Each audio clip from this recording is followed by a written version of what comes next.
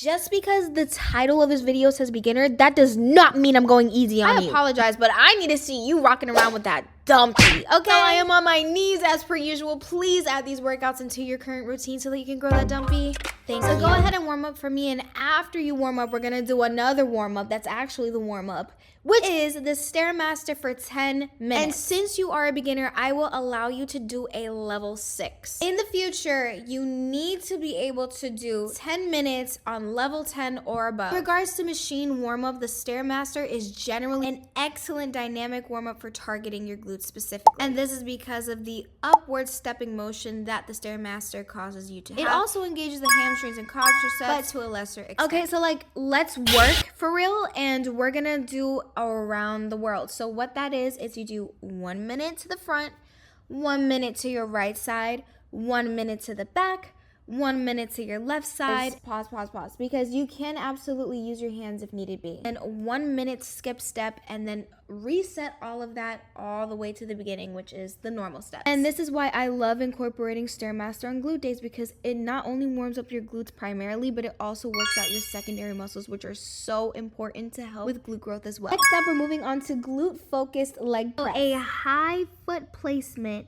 is going to target your glutes more effectively because it encourages hip extension, which engages the glute muscles. Now, by the way, you are going to play with your stance because the first time that you do anything, it's going to be hard, obvious. So I want you to adjust it until you feel the tension in your glutes, and then you're like, okay, this is how it works. You're going to be doing 4 sets of 12 on each leg. I don't care if it's hard. I don't care if you don't want to do it. 4 sets of 12 on each leg. And by the way, the key is to turn your foot out ever so slightly. You see how my foot's turned out? Yeah, do that. And keep your foot towards the middle of the platform, and I promise you it's going to help out so much. Do not embarrass me. Do not lock out your knees literally ever, because the minute that you lock out your knees, I swear, as you start to add weight and you start to increase and improve on this stuff, there's a huge chance that them legs can go backwards and end up like this, and we do not want that for you, love. We do not want that for you, love. We just want a big booty, not broken legs. And here's another key tip. If you feel your secondary muscles taking over during the leg press, check your form,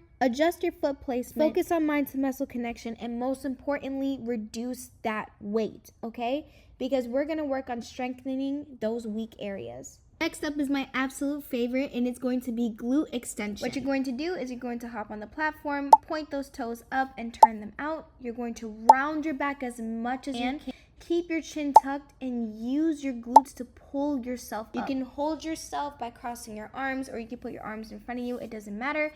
But I just want you guys to feel the motion in your glutes. Please, please, please do this without the weight first. It is so important. If you don't want to use the weight just yet, then that is fine. You guys got 4 sets of 25, whether that's weighted or unweighted. Now I'm just showing you guys the back stance at a different angle. As you can see, I like to keep my toes on my tippy toes, only because I'm 5'2", so I'm pretty sure it's hard for me to reach. If you want to keep a flat stance, and that's completely fine, just make sure those toes are turned out. My beginner babes, now I'm going to show you what it looks like when you add weight. So you can either do it with a plate or with a dumbbell. I'm just showing you how to place your hands when you have it with a dumbbell. I like to put one hand right in front of the other, or alternatively, you can grab it on the side, whichever one's most comfortable for you. I like the dumbbell because you can continuously go up in weight and heavier than you can do with a plate. So I decided to just put it to my side, and it's pretty much like I'm bringing my arms towards my belly button. I'm keeping my chin tucked. I'm keeping my back rounded. I'm keeping my toes pointed. All the same forms that we did without the weight, it's the same with the weight. So make sure you try just a lightweight, like maybe like 10 pounds, 5 pounds, and then you can go up from there and see how that feels for you. And we got 4 sets of 25. Do not play with me. I don't care if you're a beginner. If you cannot continue with the weight, drop it and finish it without the weight. It's that simple. These drop sets are absolutely insane and will give you a pump like never before. I swear you will walk out the gym looking like you just got a fresh BBL. I promise you.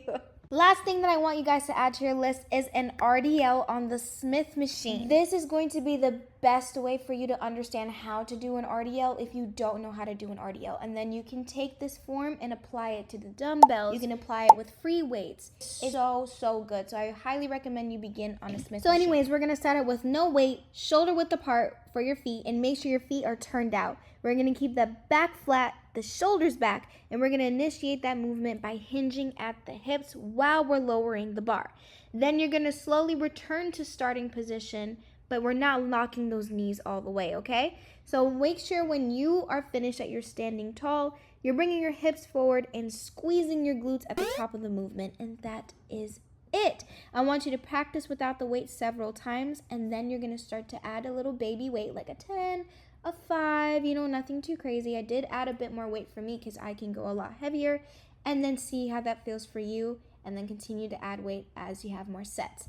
You guys have 4 sets of 12. So now here are some RDL tips. You must focus on your form. Please, please, please ensure that your back remains neutral throughout the exercise, because this is going to avoid injury, okay? Please keep your shoulders retracted, so that means you pull your back and lift your chest up. And then you want to engage your core. So before lowering the bar, take a deep breath, engage those core muscles, and this is going to help stabilize the spine and maintain a good posture. And if possible, it really does help to record yourself or just look at yourself through a mirror. It's just going to help you understand, okay, like this works, this doesn't work, and then allow yourself to feel that mind to muscle connection, okay? Also, make sure you're controlling that movement. Focus on being slow, have a controlled descent, avoid dropping the weight quickly. This helps to activate the target muscles better and reduce the risk of injury. Lastly, breathe properly. Inhale as you lower the bar and exhale as you lift it. And this is something that is going to be common throughout all the exercises that I give you. Please be slow and controlled. Please breathe in and out accordingly. And please maintain proper form throughout the movement. Do not embarrass me.